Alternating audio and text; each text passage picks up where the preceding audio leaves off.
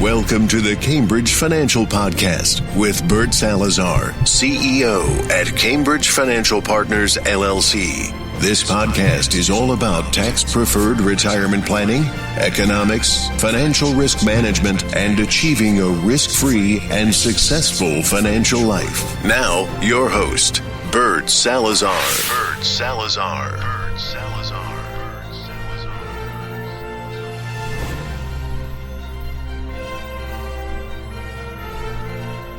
Hey, good day, everyone. Welcome to our podcast. This is episode 131 of your Tax-Free Life podcast. I'm excited to be here with each and every one of you. And the name for the podcast today is How I Communicate Financial Ideas to My Clients, because it's something that, I take a lot of pride in. So I want to kind of share with you how it is that I communicate many of the critical financial ideas that I deal with on a regular basis with all my clients. But before we get started, I just want to let you know that we're 22 days away from the 2020 presidential election, and things are heating up. You have both candidates, out on the trail, and they're talking all the time, and they're putting out Twitter, and they're going on Facebook, and they're doing a lot of advertising, and for the most part, both candidates are making all kinds of promises that neither one of them is going to be able to keep, because this country is quite complex. And the system of government that we have in this country is very, very complex. So the probability that most of the things that they're talking about they're going to be able to do are going to be slim to none. Now, depending on which side of the aisle you may be in, then obviously you're going to vote not necessarily for the individual, but you're going to be voting for the party and whatever it is that they stand for. So I hope that all of you are prepared to vote, that you're ready to do so. I'm actually going to vote in person as soon as I open up the voting ability here in South Florida, So I'm excited about that as well. So what I want to do today is I want to talk a little bit about how it is that I communicate with my clients. Because of the fact that I'm a retirement strategist and a tax planner, I have to deal with very, very complex and very interesting and integral subject matters that I need to be able to review, discuss with my clients, and make recommendations to my clients, because otherwise they're not going to be able to truly understand the concepts of what I do. And what I try to do with that is I like to use storytelling and also analogies, because when you use storytelling and analogies, it gives you the ability as a financial advisor, a retirement strategist, or an accountant, or a tax preparer, or an attorney, whether you're an estate planning attorney or a business attorney or whatever it may be. It gives you the ability to take a very complex subject matter and make it very simple so everyone can understand it. And if you're able to do that, then obviously your opportunity to be able to help more and more clients along the way is going to be quite higher than if you try to do it any other way. The challenge for the vast majority of clients that I engage is that, if you don't understand the financial concept, then chances are you won't implement the recommendations that your financial advisors may be making to you or making regarding your particular situation. Either way, that would be a mistake, because you're better off, pulling the trigger and doing something than just sitting idle and doing absolutely nothing, because, time is going to go by, and then obviously your retirement assets are going to suffer along the way. So being able to tell stories and being able to use analogies and sometimes even statements from famous people kind of gives me the ability to communicate and get deeper into each and every one of my clients. And many of them, have told me, Bert, I love the way that you can communicate concepts, and that's one of the reasons why I'm having this podcast for each and every one of you, because it's important that you all get access, to good quality information that you can implement upon, once you make that decision. So, what are some of my famous sayings, analogies, storytelling, I don't care how you name it, but I use it on an ongoing basis. And because of the fact that I've been doing this for now almost 32 years, it just comes into my mind. I don't have to write them down. I don't have to say, okay, if I'm having a conversation, regarding a Roth conversion, this is what I should be saying. I don't do any of that. I just talk to my clients straight out and tell them the good, the bad, and the ugly of anything they may have done or anything that they're about to do from a financial standpoint. So one of the ones that I often use is that even a broken clock is right twice a day. And the reason why I like to discuss with my clients is sometimes I get clients that say, Bert, I know the market has, the last couple of years, the market has been doing well up until the time of the pandemic. And the market had been doing well for a number of years. Actually, I would say for the last decade, the market has been doing really well. So my rates of returns have been really, really good.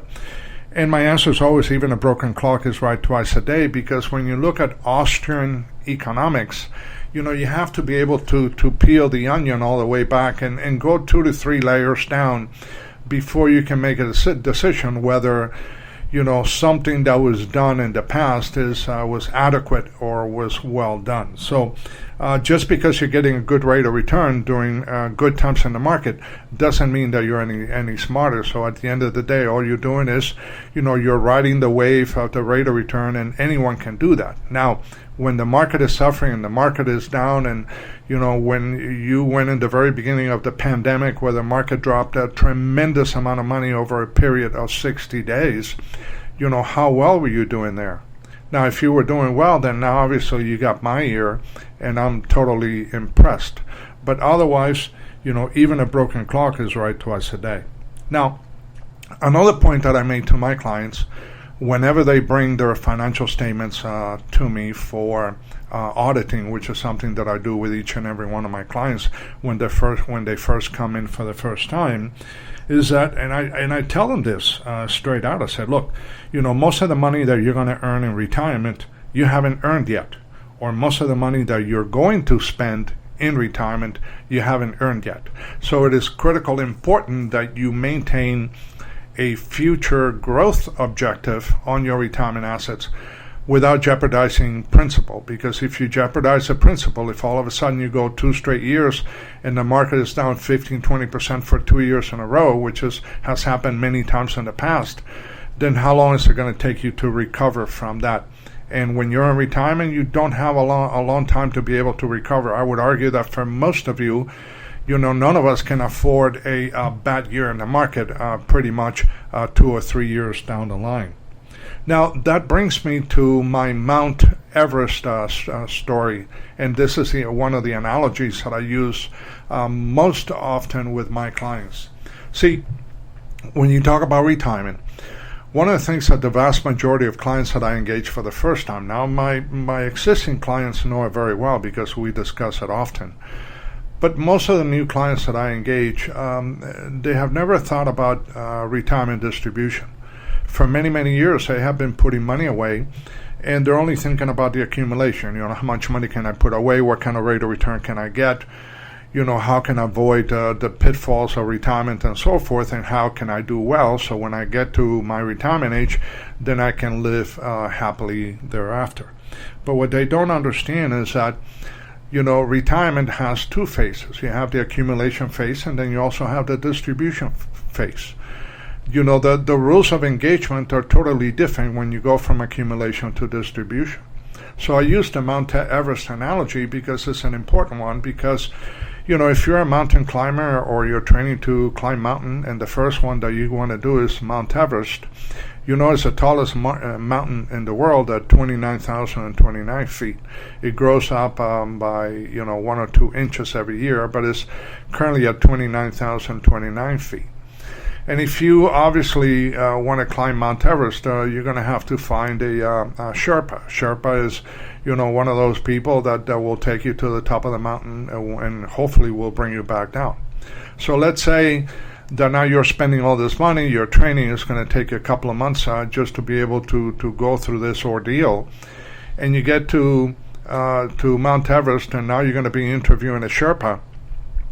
And the Sherpa says, look, I can pretty much guarantee I can get you to the top of the mountain. I just don't know if I can get you back down safely. Now, my question to all of you is, how many of you are going to be hiring that Sherpa? So you want a Sherpa that not only is he going to be able to take you to the top of the mountain, he also has to make sure that he can bring you down the mountain. Now, when you factor that into retirement, well, the accumulation, climbing the mountain, is all about rates of returns and so forth, and putting money away and the like. But once you get to the retirement summit, which may be the year in which you decide to retire, which is age 60, 65, 70, whatever year it may be, and you're going to start coming down the mountain on the other side, that's a distribution side. And the rules of engagements, as I said earlier, are going to change dramatically, because it's no longer about the accumulation rate. It's all about the distribution rate and making sure that you don't run out of money before you run out of life. And that's one of the most prevalent things that will more than likely happen to many of you on the listening to this podcast. And just so you'll know, going back to Mount Everest, 70% of the people that have died on Mount Everest have not died on the way up. They have actually died on the way down. I would argue that north of 70% of Americans that are going to run out of money before they run out of life is because they have made major financial mistakes on the way down the mountain on the distribution side of the retirement spectrum. So it's a great way, and obviously I go deeper into that, but I don't have the time today. But that's a great way to be able to communicate a retirement concept to new clients as they come in to discuss their future with me. Now, another one that I use is the blackjack game in Las Vegas. You know, when you play blackjack, for those of you that have done this in the past, you can either win, lose, or draw. And when you draw, they call that push. So traditionally, when you go to Vegas, you can either win, lose, or you can push. Now, what if you went to Las Vegas and you're sitting at a table, and when you first sit down, the dealer says, you know, we're going to change the rules in this game for this table now for many years to come. And instead of you having the ability to win, lose, or draw or push, you're only going to have the ability to either win or to push. Well, how long are you going to be sitting at that table? I know in my case, I'm going to be there for the rest of my life. So the point I'm trying to make there is that whenever you choose retirement accounts, you have to choose retirement accounts, at least for a portion of your portfolio, in which the worst you can do is draw, that you can never lose your money. So whenever I have discussions with clients about, you know, the retirement assets and where their money's situated, what kind of an account should they have, one of the major topics that we bring to the forefront are annuities, because of the guaranteed cash flow in retirement that they provide, and also index annuities provide the principal protection guarantee that is so important for many of my clients. Now, you don't want to have all your eggs in one basket, but a portion of your retirement basket should include annuities, whether they happen to be, you know, fixed annuities, index annuities, or immediate annuities, if you want to truly have a successful retirement life. Another point that I make to my clients is, look, what's better, a hammer or a screwdriver? And they'll say, well, Bert, I don't know. I mean, it depends. And you're correct. The answer is it depends. So it's not whether a hammer is better than a screwdriver or vice versa. It's the fact that retirement tools have to be able to match your goals, needs, and objectives. And many a times, when I do an audit through a tactical retirement blueprint for new clients, one of the things that we have a tendency to find is that, you know, their goals, needs, and objectives are totally different than the vehicles that they have chosen to accomplish them. And many times they're not being very successful. So it's important to understand that your retirement tools need to be able to match your goals and objectives. And that's critically interesting as well. Now, one of the major topics, and this is one of the biggest ones, is, you know, the difference between looking at your retirement assets and your financial decisions through a microscope as opposed to a telescope. I'm always trying to get my clients to start thinking outside of the box, and to look at their retirement decisions through a telescope as opposed to a microscope, because if you only look at your financial decisions through a microscope, then you're never really going to be able to measure the impact of those decisions on the other side of the ledger, because only through a telescope are you going to be able to measure the effectiveness or the inefficiencies of certain financial decisions just by the mere fact that you did it through a microscope as opposed to a telescope. And that's one of the major areas that I normally have a push and pull with clients, because they want to look at things through a microscope, but they just don't understand that other things need to come into play that will ultimately determine success or failure in your retirement life. Now, one of the points that I also make to all my clients is that corporations don't pay taxes. People do. And that's important to note, because everyone, especially during an election year like the one that we're going through today, is, how do we raise taxes on corporations in order to be able to provide more and more success for the traditional American family. And what people fail to understand is that corporations don't pay taxes. Because even if you raise taxes to corporations, what do you think they're going to do? Well, what they're going to do is they're going to pass that tax increase to you, the consumer. So it depends. I mean, if you're in a grocery store, they're going to start increasing the cost and the cost of all the products and goods that they're selling, and you and me and all of us together are going to end up paying that tax on behalf of the corporation. Now, so that's something that is critically important from a business perspective. Another point that I make to many of my clients is something that I call the retirement kill zone. I was in the Marine Corps for a number of years, and we always talked about the retirement kill zone, and the fact that in the retirement kill zone, you have a 10-year window. So let's say that you're going to retire at age 65 for argument's sake. The retirement kill zone at age 65 would be the 5 years preceding retirement, and then the first 5 years post-retirement. So that 10-year window between age 60 and age 70 is going to be extremely important. And the one thing that you don't want to do during the retirement kill zone is to make major financial mistakes. Because if you make a major financial mistake, then chances are you're going to be paying the price for many, many years to come, and you may never be able to recover from the kill zone if you made a mistake at that point in time. Now, Warren Buffett, which is someone that I admire and I read a lot of his articles and so forth, he's said a couple of things. He says that if you don't find a way to make money while you sleep, you will work until the day you die. And I couldn't agree with him any more than this. So the point I'm trying to make to all my clients, my new clients here, is that you need to find ways for your retirement accounts and your retirement process and the type of work that you do to continue to make money for you while you sleep, because otherwise you're going to have to work until the day you die, because otherwise you're not going to have enough time to make it through the proper retirement world that all of us, and I mean all of us, have been having to deal with, especially with all the changes that we're going through in retirement lives.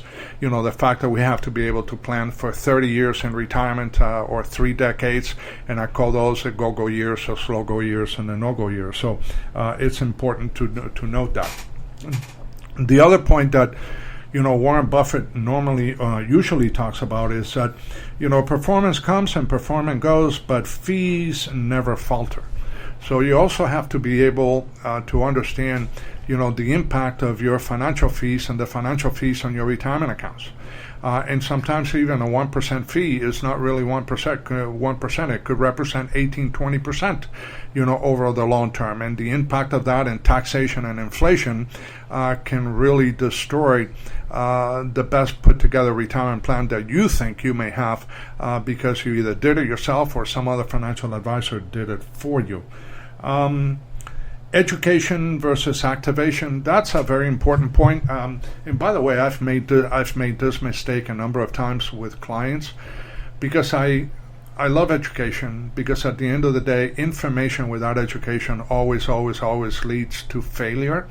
So my goal with my clients is to get them educated, because the more educated my clients are, the easier it is for me to transmit and communicate complex products and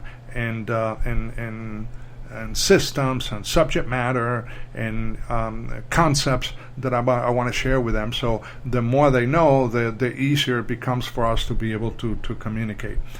But there's a difference between education and activation.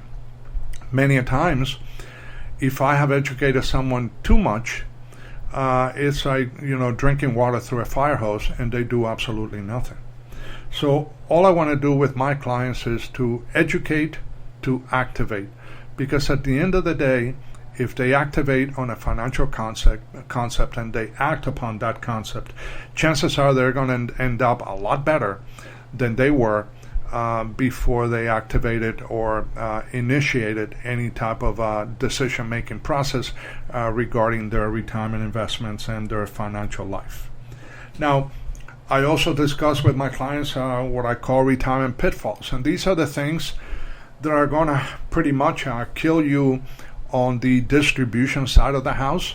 And this is when you get to the summit of Mount Everest, and all of a sudden now you're going to start coming down on the other side, hopefully safely down the mountain. But remember, in Mount Everest, 70% of the people that died on the way down, not on the way up.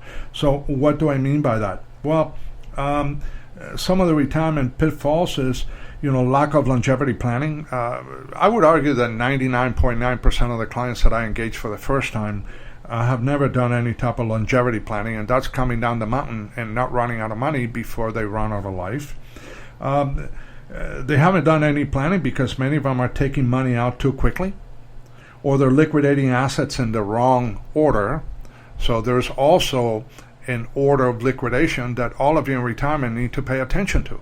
And if you don't pay attention to the order of liquidation in retirement, chances are you're going to be wasting away years of money that you're going to end up obviously not having any, and you may very well become a Walmart greeter at some point in time in your life because you made a bunch of mistakes along the way. And then last but not least is the sequencing of returns. See, when you're coming down the mountain of retirement, the sequencing of returns play a major role.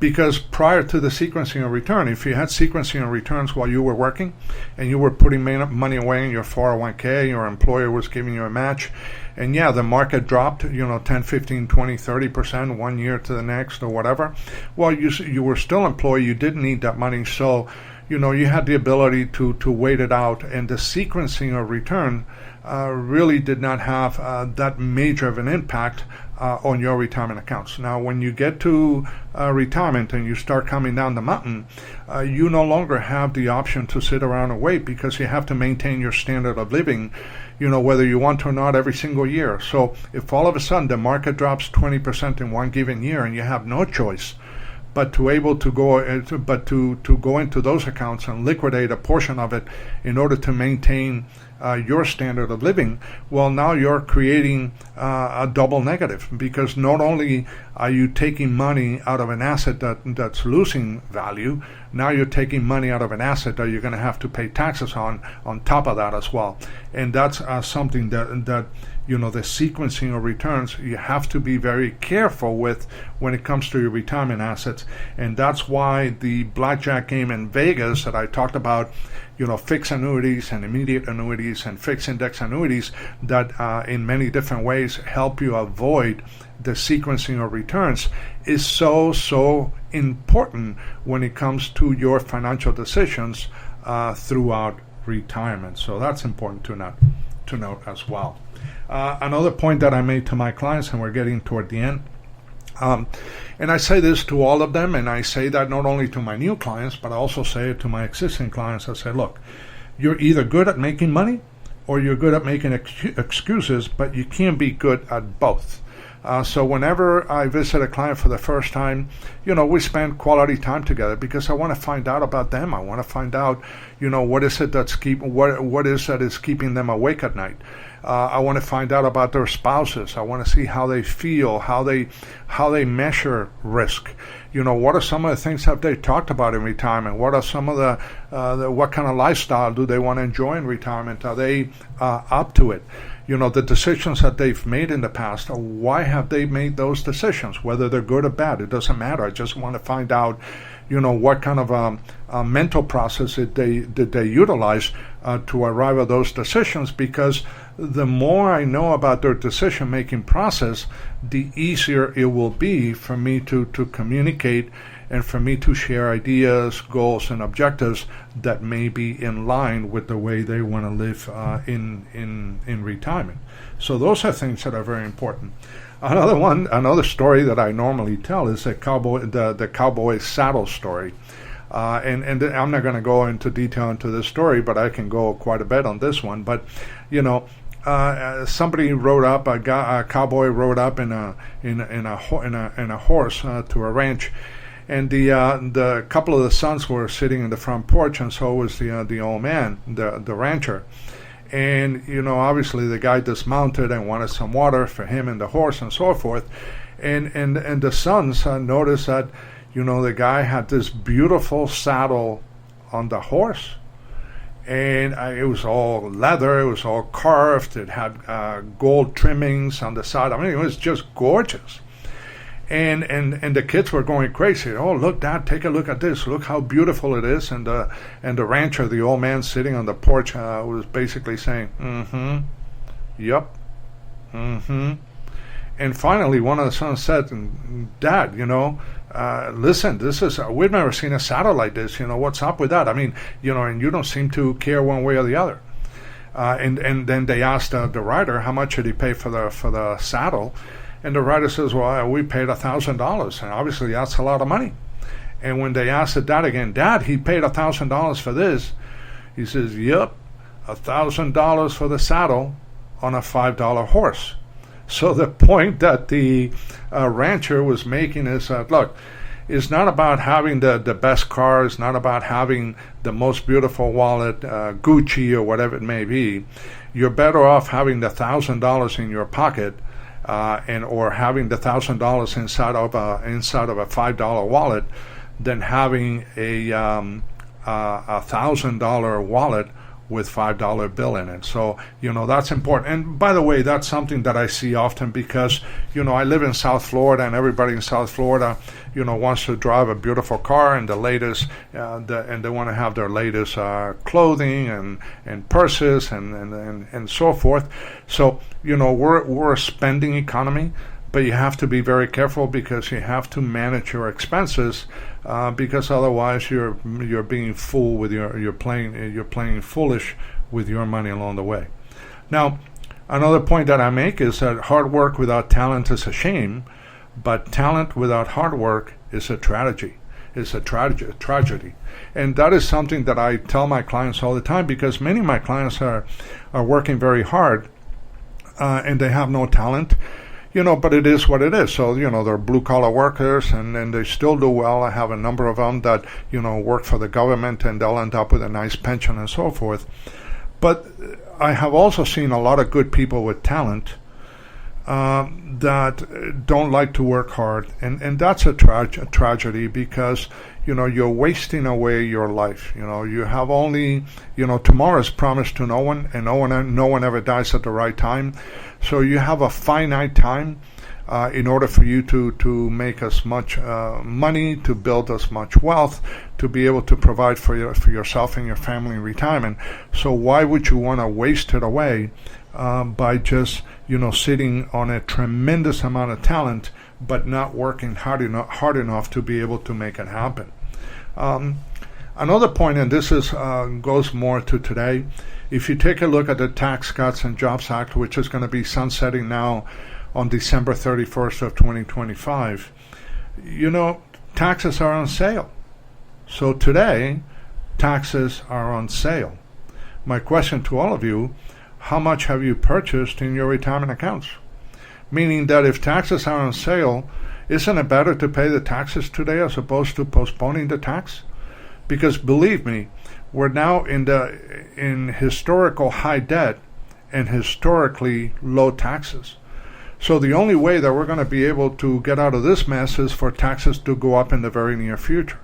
Now, if Joe Biden were to win the election, taxes are going to go up almost immediately, because not only is he going to raise taxes to people making money over $400,000, which, by the way, it's a lot of small business owners that are working 70 and 80 hours a week. And guess who they're going to pass that tax on to? Well, each and every one of us that are consumers. But, also, most important is he's going to get rid of the TCJA, the Tax Cuts and the Trump's tax cuts. And what that's going to do is it's going to automatically increase the tax brackets and reduce the standard deduction. So for the average American, taxes are going to go up. So if that is the case, and taxes are on sale today, why are you not maxing out your contributions to Roth IRAs or 7702 plans, which are cash value life insurance plans? Or if you happen to have a sizable retirement account of, IRAs and 401ks and 403bs and so forth, why not start an annual Roth conversion so you can pay the taxes now that, by the way, happen to be at the third lowest historically ever, and then put that money aside so it can grow tax-free. So if taxes were to go up in the future, it's not going to have as much an impact on your retirement assets as if you just sat there and you let them idle and not done anything about it, because otherwise you're going to be paying dearly. And the higher the taxes, the higher tax liability. Remember, when you put money away in your qualified plans, you're not saving on taxes. You're only postponing the tax, and when you postpone the tax, you're going to be postponing your tax liability. And by the way, even your personal economy, your personal taxes are going to go up, because many of the deductions, exemptions, and credits that you had prior to retirement are going to be gone. So therefore, in retirement, you're not going to be able to use many of those. So your taxes may automatically go up whether you want to or not. The one thing I do tell all my clients is that, if you're interested in something, you'll do what's convenient. But if you're committed, you'll do what it takes. And one of the analogies that I use with my clients is like, the bacon and eggs for breakfast, where I tell my clients, have you ever had bacon and eggs for breakfast? And everybody will say, yeah, absolutely. I said, well, in that case, the chicken was involved, but the pig was committed. So when you're looking at your retirement accounts, when you're looking at your financial life, when you're looking at your business life, if you're a business owner, when you look at at your family, at your significant other, your spouse, your children, when it comes to family matters and personal matters and financial matters, are you the type of person that is interested and you'll do what's convenient? Or are you the type of person that is committed and you'll do what it takes? In my case, I am fully committed to my family, to my financial life, to my personal life, and I will do what it takes to make certain that all of us do well in the future. And my last point for this podcast is never let good enough be good enough. And you'll be surprised how many times I see that in many of the clients that I engage. Many of them are marking time. Many of them have the ability to do more and more, but they just settle for less and less. So my suggestion for all of you, and this is something that you may want to instruct your kids upon, because children nowadays are going to have a difficult time in the future, and you need to be able to get them educated and to get them motivated to deal with what's going to be coming down in their lifetime, and obviously make sure that they understand that they should never, ever, ever let good enough be good enough. So for those of you that may want to pick my brain, or if you want me to do a tactical retirement blueprint to take a look where you're at from a taxable standpoint and retirement distribution standpoint, please feel free to call me. You can reach me at area code 786-766-1042. You can also send me an email at Bert, B-E-R-T, at bertsalazar.com, BERTSALAZAR.com. And always remember that my goal for you, your family, and your business is to kind of help you change the way that you see things, because when you change the way that you see things, the things that you see change. So once again, thank you very much for giving me a few minutes of your time, and I'll talk to you again next week. Take care. Bye-bye.